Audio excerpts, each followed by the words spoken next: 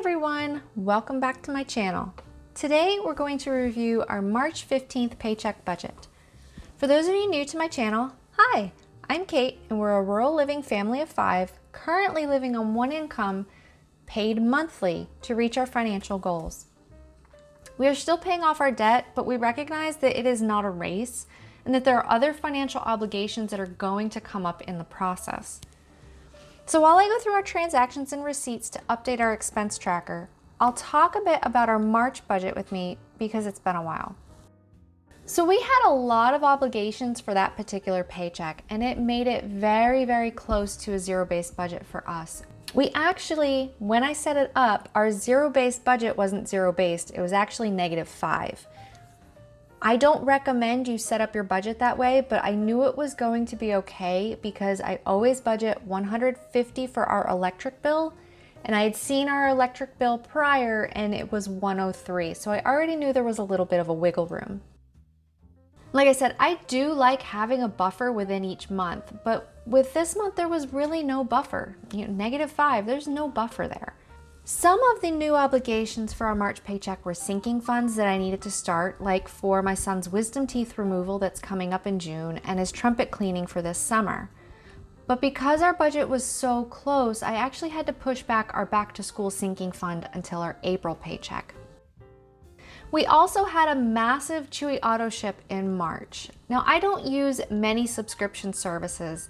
Actually, I think Chewy and Amazon Prime are the only two I use.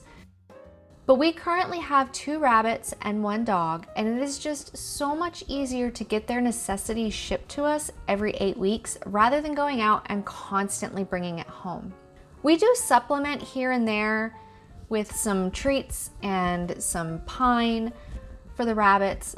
For the most part, Chewy is just our one-stop shop because I really don't like hunting down the one particular food that my dog can eat without digestive issues and carrying 30-pound bags of it home if I don't have to.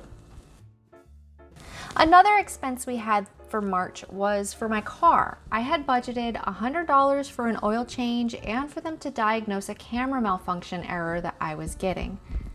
Now the oil change cost me just under $50, but the camera was an entirely separate issue and that's been pushed back for another time.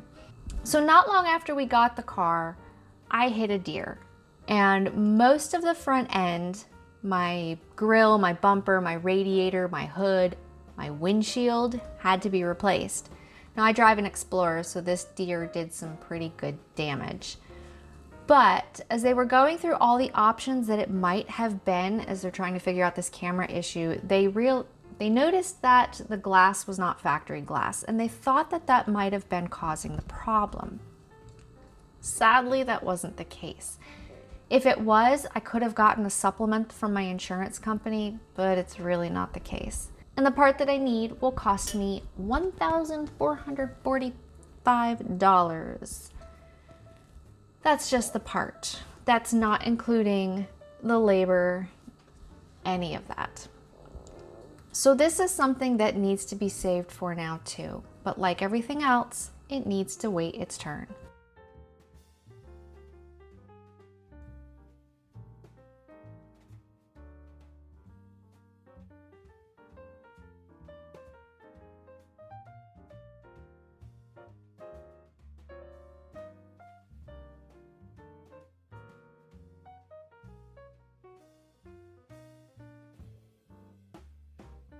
Once I'm done adding up each of the categories on the expense tracker and filling them in on the paycheck budget sheet, I go through and add up each of the sections.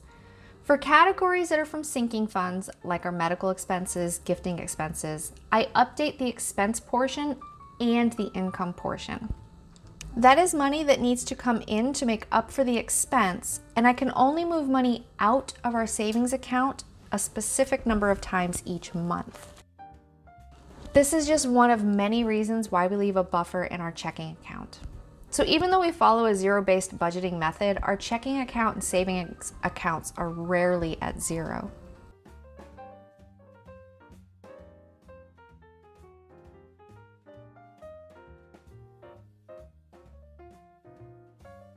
So after adding in all of our sinking funds, our income this month was $6,939.33. Savings, what I could fit under this, some of them are in bills and some of them are over in our variable expenses, $1,009.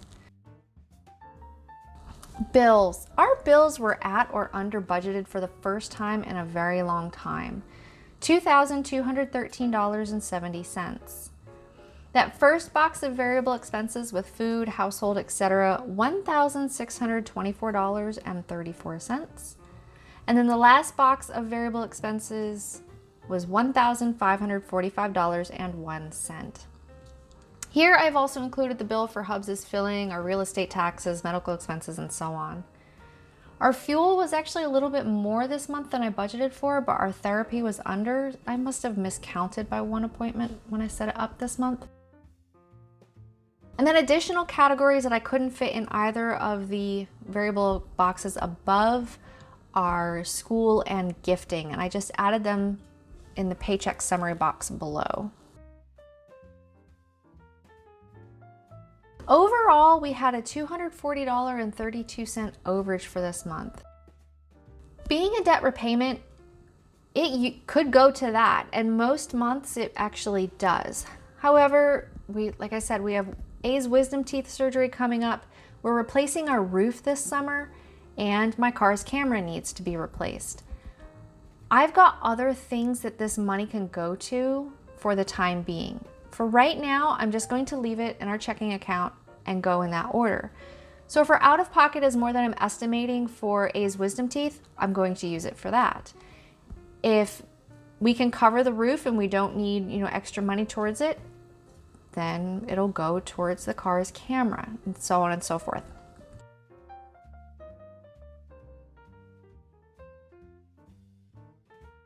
So on to the review pages. Breaking down the categories and then going through these review questions, one of the goals that I wanted to meet this month was to eat out 2 times or less. And we ate out 3 times. So while I didn't really meet the goal, we didn't eat out like 10 times this month. So I'm going to call this one a win. The other goal I had this month was to just stay above 0, and we did that as well. Some expenses that weren't really unnecessary but could have been better planned for is creating a school category within each month. Now this one is separate from our back to school sinking fund. This is to cover things like the AP exam prep or the AP exam cost, reads that are needed for O's clarinet, materials for science projects, so on and so forth. Now we are coming to an end for this particular school year, and I did include a school category in our April budget, and I will do it with our May budget as well. It's really not that major right now. It is definitely something to consider for next school year. This has been a consistent theme over the last few months. Something that is coming up in the next few months, I really do need to save up for replacing this camera in my car. While it's not vital to the function of the car, and I have driven cars without this wonderful perk before, this is actually my first car that has had any sort of camera and blind spot sensor like this. This car is a dream to drive, to be honest, because it's got all these functions, but it is something that's going to need done, because the constant warning I'm getting on my dashboard does get a little annoying after a while. Like, don't show me that you're having a malfunction. I know you're having a malfunction. Just show me my speedometer and my fuel rating. I also have a car inspection coming up in June, and I'm going to need to replace my tires before the fall. Now the tires, I've had a sinking fund fully funded since like 2019, because I honestly thought that we would be doing so much more driving in 2020 than we actually did. Now I did look back at the last few months of these budget reviews off camera, and for our May paycheck, I think we're going to increase our food budget to $800 a month, our household to $200 a month, and our fuel back up to $200 a month. I'm only saying this because since December, that's where these amounts have fallen consistently every month.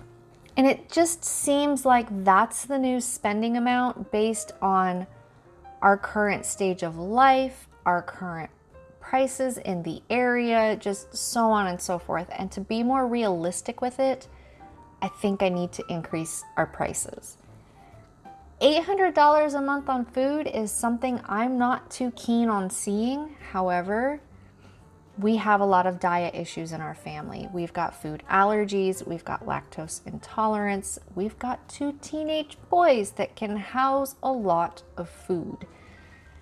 $800 a month may be where we need to go with this. So that's it for this paycheck budget review. If you liked this video, please click that like button. If you want to see more of my budgeting videos and more of my videos in general, please click that subscribe button. And until next time, bye.